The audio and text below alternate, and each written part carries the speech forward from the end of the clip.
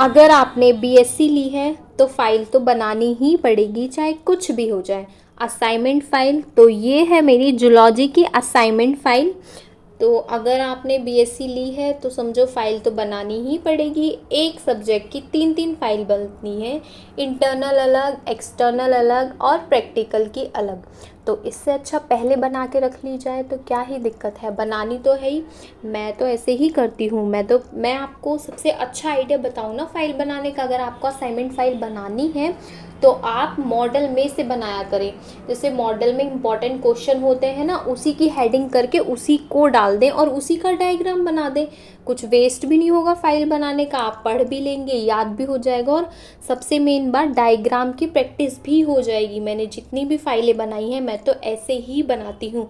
आप कोशिश कीजिए कि मॉडल में से ही आप फाइल बनाएं जैसे मैं बनाती हूँ। मैंने ये मॉडल में से ही फाइल बनाई है, जैसे ये जूलॉजी की है, function of liver, human liver, देखिए डायग्राम। तो ये इम्पॉर्टेंट क्वेश्चन है, ये प्रीवियस ईयर में पूछा जा चुका है, फंक्शन ऑफ लिवर। अगर आपने 2-3 पॉइंट लिख दिए और ये थोड़ा सा डायग्राम बना दिया तो एग्जामिनर डायग्राम देख के तुरंत नंबर देता है। अगर आपने 2 पॉइंट भी लिखे हैं और डायग्राम विद लेबलिंग की है ना तो आपके फुल मार्क्स तो पक्का हैं। तो आप ये मत समझिए कि आज फाइल बनानी है कुछ भी लिख दो, किसी से भी बनवा लेंगे, ऐसा मत कीजिए। खुद फाइल बनाया करिए, मतलब मॉडल में से। तो आप कोशिश करिए कि मॉडल में से ही बनाएं जो क्वेश्चन इम्पॉर्टेंट हो।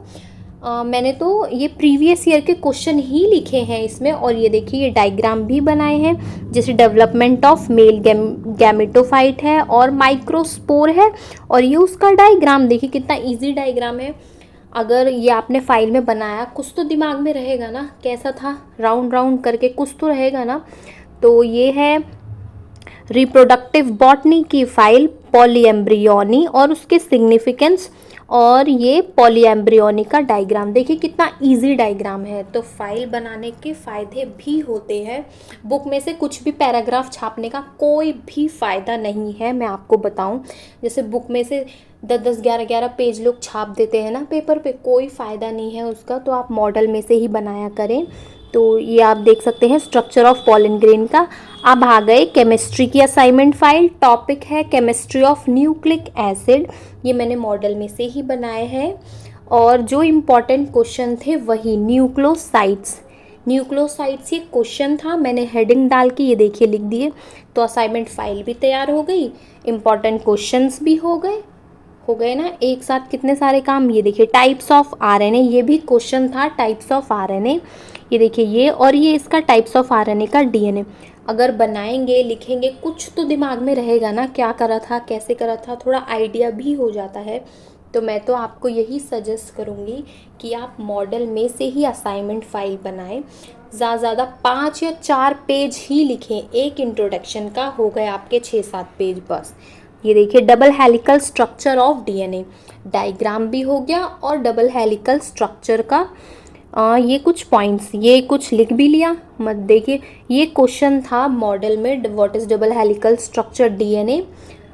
ये है न्यूक्लिक एसिड, ये है last page structural composition of nucleic acid.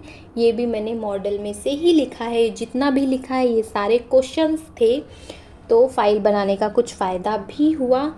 तो मेरी फ़ाइल बस यहीं ख़त्म होती है। Thank you watching my video.